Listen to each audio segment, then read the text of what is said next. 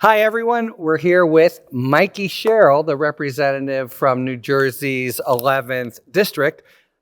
She's a pretty new representative with a very unusual and fascinating background, a former Navy pilot, a former Navy policy officer, a former assistant United States attorney, and as befits that background, you do a lot of work with the House Armed Services Committee and the like. So there were areas that have been touched on at the convention that others haven't spoken to, and I was hoping to ask you about that. But like me, you were at a convention for 90 seconds many moons ago. This is your first sort of real on-the-floor deal. Tell us about it. Yeah, the first time I have credentials and can get on the floor. So it has been incredibly exciting. I'm not sure I knew what a marathon the Democratic National Convention was. And we're only halfway through. And we're only, yeah. And I just got here yesterday. Right. In fact, I was talking to Rob Menendez, who is a colleague of mine in the delegation from New Jersey. And I'm sitting there on the floor and I was saying, oh my gosh, there are these things you have to go to, and then you get up and you do the breakfast, the delegation breakfast here, the rooftop parties here, and and he just looks at me and he said, when did you get in? And I just got in today. He goes, yeah, the rest of us are exhausted, Mikie. I can tell. Welcome to convention, yeah, darling. Exactly, yeah. Okay, so tonight, the big event, well, Bill Clinton is speaking, but also, of course, the vice presidential nominee. Now, you've already been involved a little bit in the skirmishes that the Republicans have and J.D. Vance have kind of offered up for him, including questioning his record of, 24 years of service. So I see you shake your head. As a not just representative, but unassailable Navy military fighter pilot, what was your reaction? Well, I feel like now with all this, I have to correct you. I was a helicopter pilot. Yes. Okay. Some might not say that was the fighter pilot, but it seems scary God enough to forbid, me. right? Yeah, right. So it's so incredibly offensive. As you alluded to, we were kind of at the 2004 Boston Convention for a hot second. The reason I was there is because I had just gotten out of the military, and that summer before I went to law school, I decided to volunteer on the Kerry campaign, and that, if you recall, was sort of when those swift boat attacks were taking place. Yeah. And I had worked for Admiral Nadler previously, and he, I'll tell you, as a swift boat person, had bullet wounds along his arms that you could see from his time there. That was really rough service in Vietnam, really tough service. And so to have John Kerry, who I think, given his background, probably had the opportunity to avoid service in Vietnam, as we know Donald Trump did with his faux bone spurs from his dad's doctor's, I guess, diagnosis. So John Kerry, I'm sure, had many opportunities to avoid service, but he didn't. And because of his tough service, was attacked. I mean, yeah, he was at the head of, it's like the boat on Apocalypse Now. That was, I was there also because I worked for him. And he was attacked. That's some real we stuff. were all just no office shocked, job for him, right? Right? Yeah. And so you have that, and I think many of us were caught flat-footed thinking that kind of service should be unassailable. Yeah. And so here we are again, fast forward, the same one-trick pony organization that brought you the swift boat attacks now is looking at this veteran, this person who has served for 24 years in the National Guard, 20 years as an educator, volunteered to serve again in the United States House of Representatives on the Veterans Affairs Committee to continue to support veterans, is being attacked by the campaign, who at its head has a guy who's called service members suckers and losers, who derided John McCain and Gold Star families and disabled veterans, didn't want to be seen in a picture with them, wouldn't get out of his car Dead veterans. Honor World War I veteran. I mean, just really beyond the pale. And they're lobbying these attacks on Governor Walz. It's really remarkable. So yes. Think it could stick? No, I don't think it will, because I think we're ready. I think this time we're not going to just sort of assume that people understand what this is. I think we got caught flat-footed. So many of us have served. We forget that 99% of the people in this country haven't, and maybe don't understand the ins and outs of what service to your country means, or that 20 years of service is when most people retire, and you serve for 24. And A whole career. a whole career, and what it means to serve with like a 4-year-old at home, and continuing to serve your country even though it's hard. I don't think a lot of people, I think it's incumbent upon a lot of us veterans to kind of explain that, and how we feel about it, and what it means to serve, and why it's so important, and why it's so telling of his nature and how much he cares about people, that he would leave to serve in the United States Congress. Yeah. And serve veterans, get on the Veterans Affairs Committee to serve veterans. I don't think it'll stick. In fact, I've been hearing from a lot of veterans who are actually quite offended by it all. Yeah. The point you're making seems to me of a piece with a theme of the convention, which is Democrats kind of claiming, you could say traditional values or American values, but the kind of values that, dating back from 2004, Republicans have tried to own and disparage Democrats about. Well, we've heard a lot, and Walz is really a perfect embodiment of the kind of community, little league, military, faith-based patriotism that is, kind of old-fashioned, you could say, American values, but it feels to me like a theme, even in tandem with the theme of kind of spectacular diversity, if you kind of go on the floor. But this sense of the parties saying, no, we're not just the middle class, we are kind of the Norman Rockwell old-fashioned values. Is that fair? I think Republicans are trying to rewrite history and say that somehow we're this white Christian nationalist nation, and that's who our founding fathers always were. Nothing could be further from the truth. I mean, this has always been a nation built on the bedrock principles of our Constitution. That is who we are. That, to me, is the Norman Rockwell picture of American. When you talk about the four freedoms, when you think about why people have fought wars across the world, why we support Ukraine, and that sense that democracy is at the core of who we are. And so for Republicans now to claim the flag and to have a president who tried to stay in office despite losing an election in our democratic system, to have a president who, as I've said, I can't say it enough because it drives me crazy to think that anyone could support this guy after he's calling service members suckers and losers, the very people who've defended the way of life that he has taken great advantage of, to somehow claim the flag is I think enough is enough. And I think that's why you see people coming forward. And I'll tell you, my daughter, who's actually joined the Navy recently, said to me as she was contemplating that, something that was so profound to me. She said, a lot of people seem to think that being a patriot is saying your country's never wrong. She said, I think being a patriot is loving your country and loving it enough to hold it accountable when we're doing wrong things, to make this country better through your service. And I just, that was like, at that moment, I sort of felt like, oh, yeah, I know, like, oh, wow. I was breaking my arm, patting myself on the back, right? That, what a great mother. And those moments are few and far between, so I take, like, huge advantage. But, man. Although, we were just talking about amazing. the swift boating of Walz. This is something, who owns the flag, that is really a struggle. It's not just the bone spur, dismissive guy at the top of the ticket.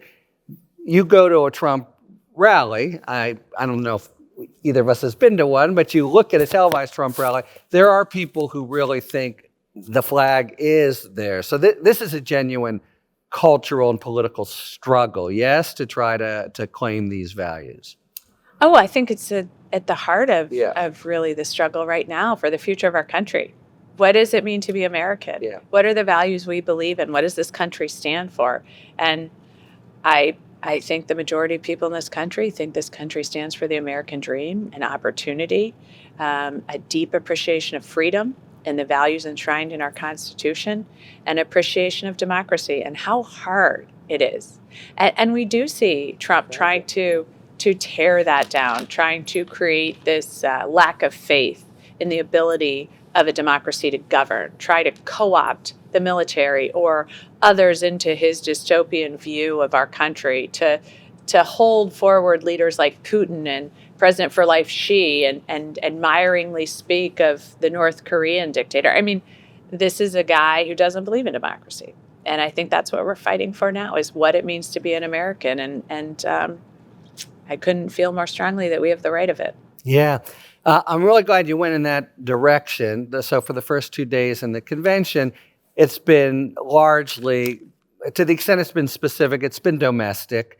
And you on the Armed Services Committee and just in your background have a broader vista. I was really struck that President Obama lobbed in one line last night that made you say, oh, right, which is the whole world is watching, as we know they are.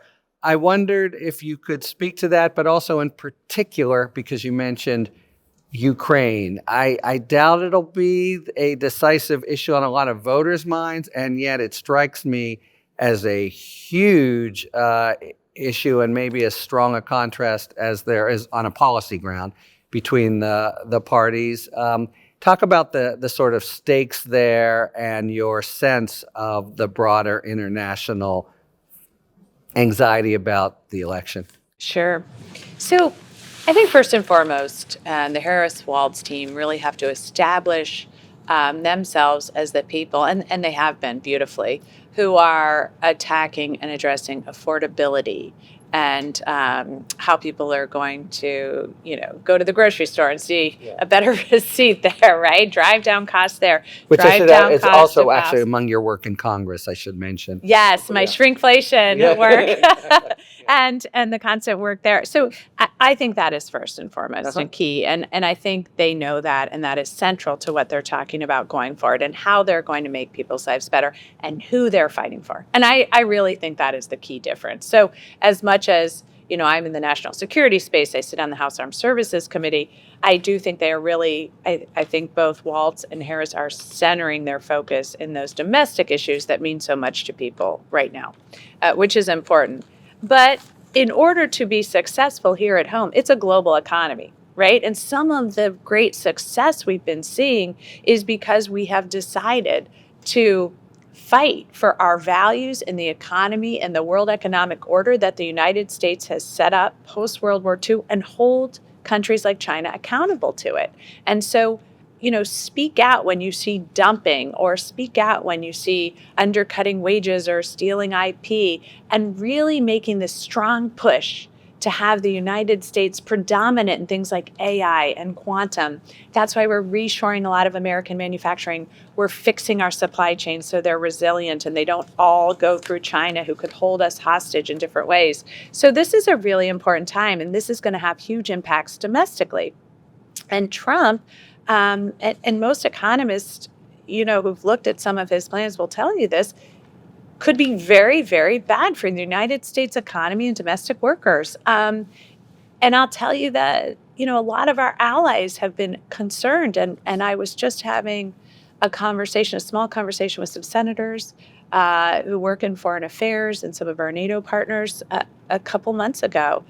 And our NATO partners were expressing real concern to us, with feeling there was an energy on the right that we really needed to. They're feeling this in Europe already, right? They were feeling this in Europe. I haven't spoken to them since Kamala Harris has been the nominee. So I think we can all feel that sense that things have changed, but they were very, very worried.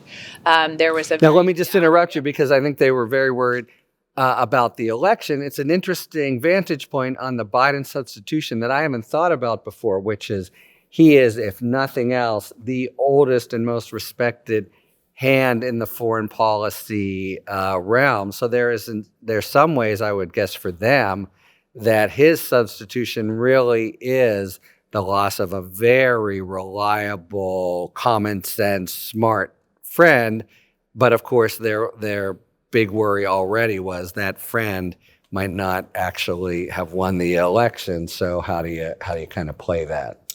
Yeah, I don't think people at home know some of the work that Harris has done Yeah, let's talk globally. about that. Uh-huh. So, the work she's done addressing some of the root causes of migration down in the Central Triangle countries, but also the work she's done. She has been the person there's sort of a thing that takes place at the Munich Security Conference, which is one of the most important defense conferences in the world that happens annually. And you have like America in the world, and sometimes the president, the last 2 years it's been the vice president, presents America in the world to our NATO allies, to our adversaries. And she has presented for the last 2 years this incredibly strong support of the United States and our vision and our view and why we're important and what we're fighting for, and our support for Ukraine, our pushback against China, all our adversaries. And really, I think that she is actually quite well known in foreign policy circles in a way maybe people here at home don't see. And it was actually at the last Munich Security Conference, in part, that she was working to negotiate some of the prisoner release aspects with Chancellor Scholz, so that we could have the prisoners released. That she was engaged. Oh, you mean that complicated swap? She, in part, was negotiating some of that at the last Munich Security Conference. So I think that our allies and friends are quite comfortable with her assuming the presidency. They also know Nancy Pelosi has been a longtime foreign affairs person, longest serving member of the Intelligence Committee in the House, and also somebody who has, especially during, I think, the Trump administration, when some of our allies did not feel like they had strong engagement with the United States government, she was somebody, I remember her laying wreaths at the 75th anniversary of D-Day as a head of state often might do, but as we discussed, not Trump all the time. Well, I mean, you're right. Didn't want to hurt his hair, and they were losers, and that was quite an amazing moment of embarrassment for the United States. Great. She has been. She was at the Munich Security Conference, and at the last Munich Security Conference, she was there with Hakeem Jeffries, whose father actually, I believe, served in Munich. I think he said so. So I think that there is a great deal of comfort that our allies have with leaders in the Democratic Party. That is not how they feel right now about the Republican Party, which is a kind of amazing flip if you think about it. For those of us who grew up during the Cold War, I would suggest that during the Cold War, if you were a European ally and you needed somebody to push back or to fund some aggression against the Soviet Union, you would often probably be engaged with Republicans. Right. And neocon, even Reagan, but also George H.W. Bush. Right. So this has been a real switch, I believe. And we're seeing it. But while, yes, President Biden has been somebody who, I'll tell you, when he first took office, to go to see him in Europe, in front of NATO, the sense of palpable relief that people felt overseas, that he had taken the helm, that the United States was back. It was shocking. I've worked with NATO for years, right? And I always got the feeling that when I left the room as the U.S. representative, anything, or with, the admirals I was with or something, when we left the room, that there was a lot of eye rolling. Right? Because we were always in there like, you guys aren't paying 2% and you need to do this. And where are your ships? And we're doing an exercise and you haven't ponied up anything for this exercise and we've got to do this. And they'd be like, sure. And then we'd leave. And I just felt like when we left, they'd be like, oh, for Christ. It was like, really again? Yeah. Like we were the annoying older sister that was constantly like, you guys haven't been, I'm telling mom, whatever. So I think there was maybe, in some cases, yes, a level of annoyance, but maybe a lack of recognition of that leadership that the U.S. and I think only the U.S. can provide for various long-term vying for different power in the region in Europe, that no one European nation maybe can do it, but that the U.S. is this really indispensable nation. And a first among equals, right? Madeleine Albright would say, just given where we sit and our economic power and what we can do and the forces we can marshal in our military. So when we were not there leading NATO, and there were talented, remember this was the time of Angela Merkel. I mean, there were talented leaders, but the U.S. was necessary. And so to have the Biden administration win that election and to be in Europe, the sense of just almost giddy relief. Right. Adults are back, right? Instead of Trump, was it with Merkel where he sort of pushes himself through the picture? That's a very interesting vantage point on Harris that a lot of people didn't know, and I'm glad you brought it up. I do want to double back specifically to Ukraine. It's something you've thought about, you're focused on. Again, not at the top of the list for what might decide the election, but strikes me as such a pivotal, important point and such a stark contrast. Just from your own experience, Congresswoman, discuss the kind of, if you would, stakes of Ukraine generally and bring it home to the election.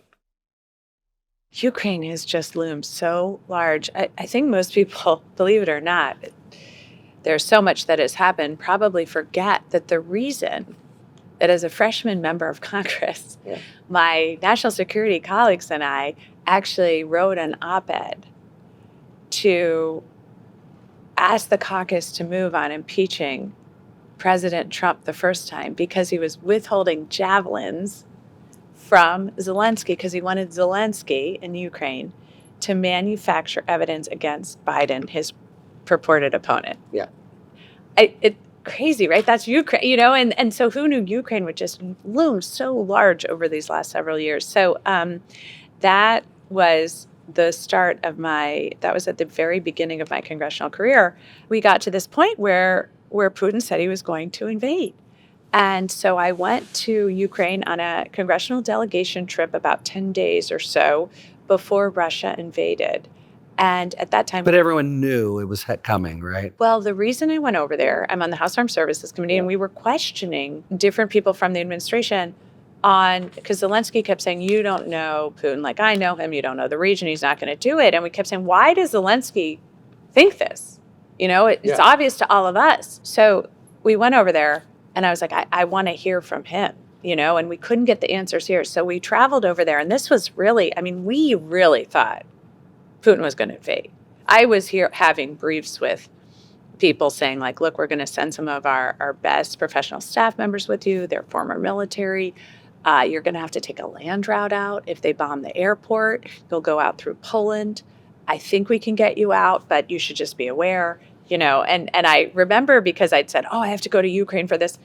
And they're giving me this brief. And I thought, I'm not like I was in the military. I'm not like 20 something with no kids. I went home and I said to my husband, Jason, I go, Jay, I think it's really important to go here, but I have to talk to you about this because this could be dicey. And he's a military guy too. So I guess we're just not as risk averse maybe as sometimes we should be. He goes, no, I think you got to go. And I'm like, okay, right? I'm going to send my spouse over to Ukraine. Yeah, you go, girl. So I'll take care of the kids. I know fires. So I went, and Zelensky was basically, I think that my read on it was he kind of knew what was happening, but the economy was crashing around him.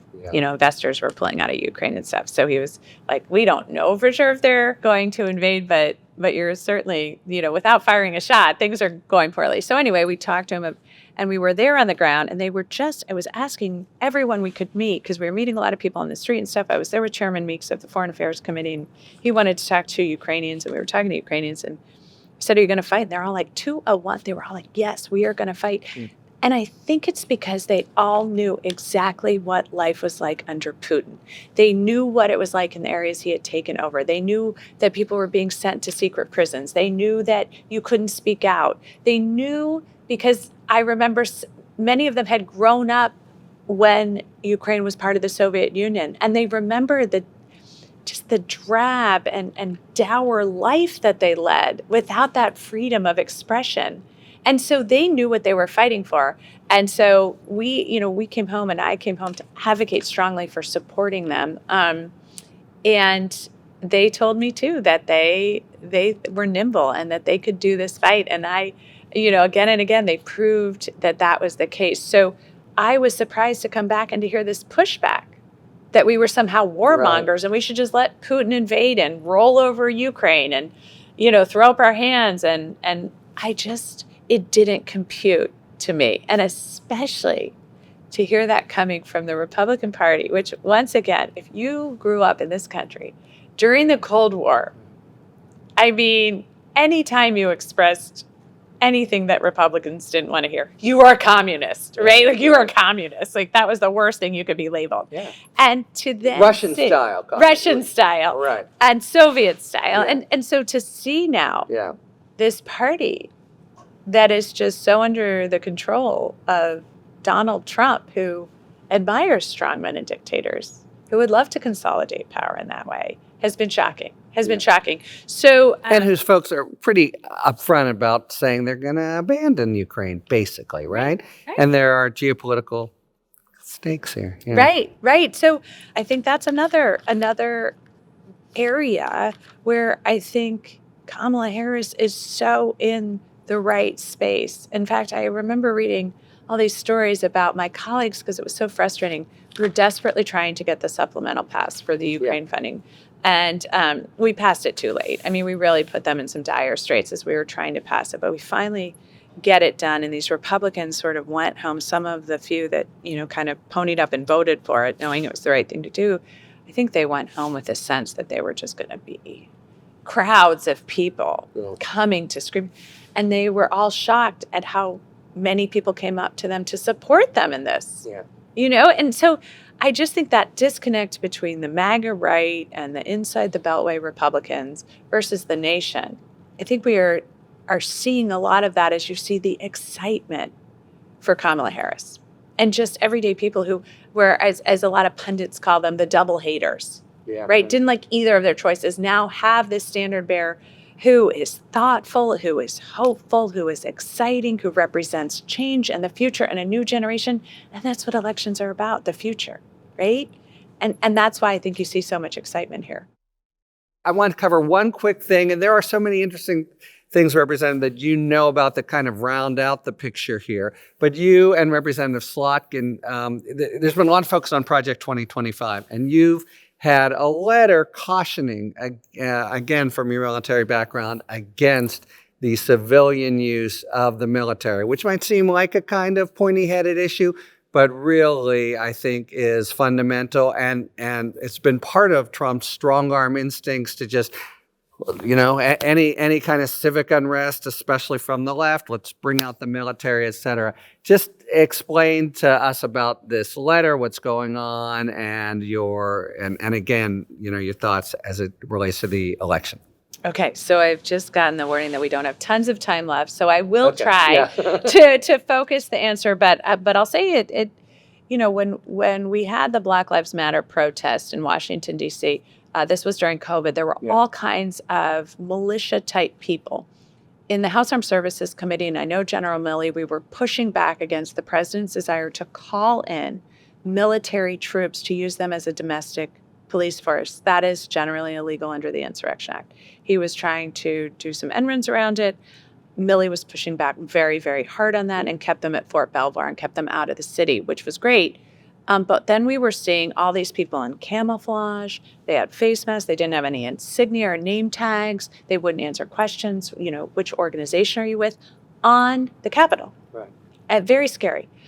So we saw the president at the time, President Trump, trying to form his own private militia, right? And I think they were from the BOP maybe, but it was very concerning, right, to see a militarized police force that did not seem accountable on the Hill. So not the U.S. way, right? Not the U.S. way, and then the fear that they would somehow be able to use the U.S. military. So that was really concerning. And then this spring before the 2020 election, I was speaking to a colleague of mine, Alyssa Slotkin, who is a fantastic member of National Security on the House Armed Services Committee with me. And I said to her somewhat sheepishly, because I felt like I was being a little deep state here, I said, Alyssa, I'm really concerned that the president's not going to leave the White House if he loses the election.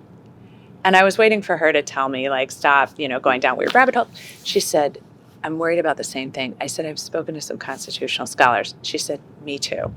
We were kind of coming to this. So we decided to go onto the House Armed Services Committee and question the chairman of the Joint Chiefs, General Milley, and question the Secretary of Defense, Mark Esper. Who, Milley, thinking about the same thing, too, it turns out already. Right. From his real relationship, Right. seeing Trump up And you close. could tell he got, like, as Yeah. we start questioning him, Yeah. and we ran out of time, we got cut off, you only have, and so, and you could see that, like, Esper sort of had this bemused expression on his face, like, what is this? Milley was like, so Milley came up to us afterwards and said, I think I know where you're going with this. If you'd like to submit some questions for the record, I will respond. So we did. We got sort of boilerplate from Esper, but, some responses from Milley, just reminding people of the what the Constitution says about our military and what their responsibilities are.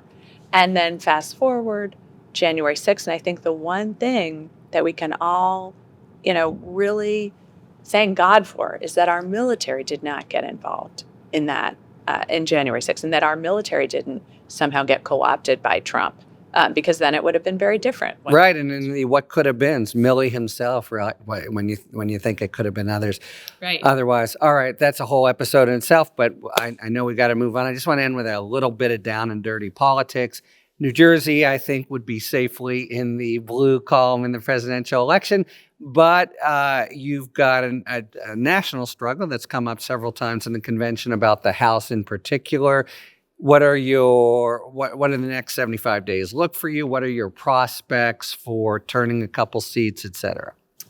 So, we're really excited to try to flip the House of Representatives, to have Harris at the top. With our great House. And I think the House, I'm biased. I believe the House has been really incredibly strategic and powerful over the past 6 years since I've been in it, with a great leader like Nancy Pelosi.